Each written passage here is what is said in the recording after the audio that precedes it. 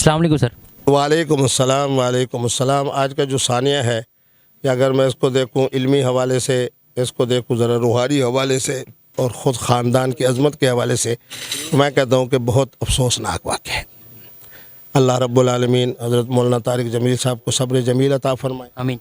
اور جس طرح کی باتیں کی جا رہی ہیں تو بہرحال میں تمام دیکھنے والوں کو اور آپ جیسے جو حضرات ہیں سوشل میڈیا سے وابستہ ان سے کہوں گا کہ مثبت انداز اختیار کریں، منفی انداز اختیار نہ کریں۔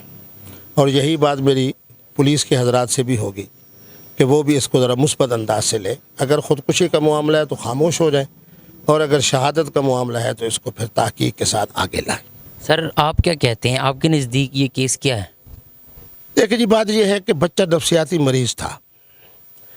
اسی نفسیاتی مریض ہونے کی وجہ سے اس کا جو اپنا فیملی سسٹم تھا اس کے اندر بھی کئی مسائل پیدا ہوئے، بچی کی حتیٰ کہ یعنی اس کی اہلیہ کی طلاق تک جا کے نوبت پہنچی۔ اب یہ بات بھی ہے کہ مولانا طارق جمیل صاحب کو جب پتہ ہے کہ یہ میرا نفسیاتی مریض ہے، اب یہ جو اس کے ساتھ گن مین یا محافظ کیا ہے، یہ یقیناً مولانا کے لیے تھا، ان کے بچے کے لیے نہیں تھا۔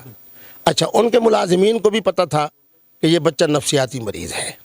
میں سمجھتا ہوں کہ اس کے اندر جو اصل مجرم ہے نا، اگر خدا نخواستہ خودکشی ہے تو پھر وہ گن مین ہے۔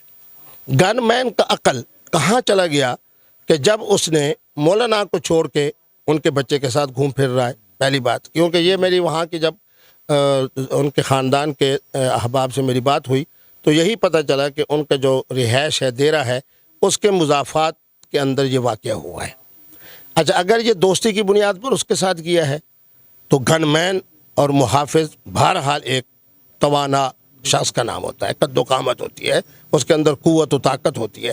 اب ایک نوجوان تو نہیں کہنا چاہیے، اب ایک ایسا مرد جو جناب نفسیاتی مریض ہے، شکل کے حوالے سے بھی نظر آ رہا ہے کہ جناب اپنا صحت اس کے اندر کوئی اتنی اچھی نہیں ہے، اس نے اس سے اسلحہ لے کیسے لیا؟ اس گدھے نے اسلحہ دے کیوں دیا؟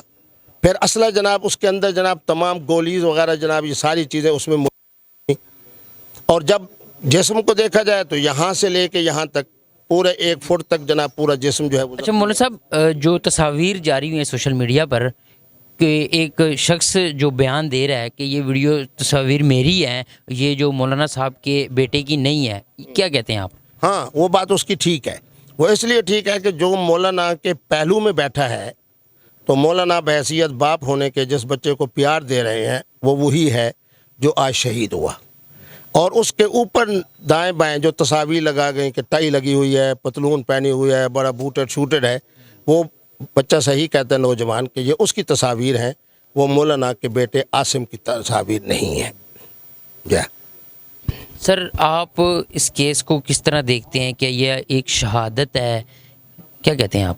میں تو یہی کہوں گا کہ حسن ظن سے کام لیتے ہوئے، پھر مولانا کی نسبت اور ان کی عظمت کو سامنے رکھتے ہوئے، پھر چونکہ مولانا نے جنازہ بھی پڑھانا ہے اور پیچھے بہت سارے اہل علم نے اور میں کہوں گا کہ اہل تقوی نے، کیونکہ تبلیغ والے حضرات کی ایک بہت بڑی تعداد ہوگی، انہوں نے جنازہ پڑھنا ہے، تو اس لیے اس کا بہترین حال یہی ہے کہ یہی کہا جائے۔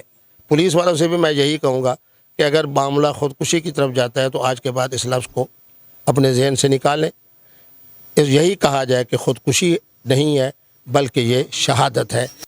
شہادت اعلیٰ ترین مقام ہے، اور مولانا کی نسبت اور مولانا کی شخصیت اور مولانا کی عظمت کے لیے ہمیں یہی کہنا چاہیے کہ جناب یہ شہادت ہوئی ہے، خودکشی نہیں ہوئی۔ بہت شکریہ سر۔